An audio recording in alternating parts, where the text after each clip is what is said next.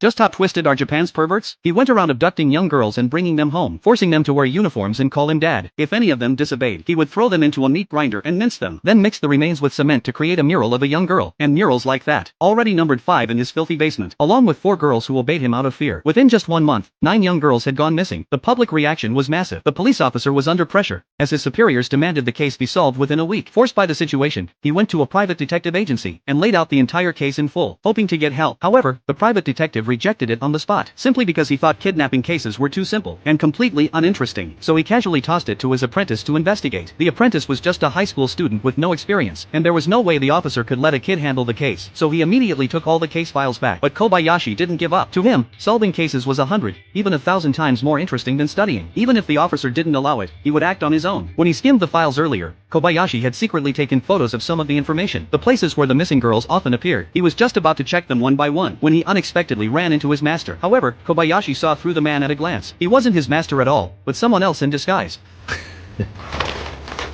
This was the urban legend known as the Shadow Man, who could impersonate anyone's appearance. He had also noticed the recent surge in missing girls across the city, and in the Shadow Man's mind, harming innocent girls was absolutely unacceptable. So he decided to team up with Kobayashi to catch the real culprit. They came up with a plan to have Kobayashi disguise himself as a girl to lure the killer out. For the sake of the case, Kobayashi agreed without hesitation. He put on a white dress and looked even prettier than most girls. Based on the killer's previous methods, Kobayashi deliberately chose a remote cafe and waited for the bait to bite. Sure enough, when he woke up again, he had no idea where he was, and found himself handcuffed inside a room. Besides him, there were 4 other girls in the room, but strangely, even though they could move freely, none of them had ever tried to escape, as if they were terrified of something deep down. At that moment, a man pushed the door open and walked in. Kobayashi thought it was the killer at first, but upon closer inspection, it turned out to be the Shadow Man. He had secretly installed a tracking device on the card he gave Kobayashi, so even if Kobayashi was captured, he could still locate this place. As the Shadow Man looked at the 4 girls in the room, something felt increasingly wrong. He realized one girl was missing.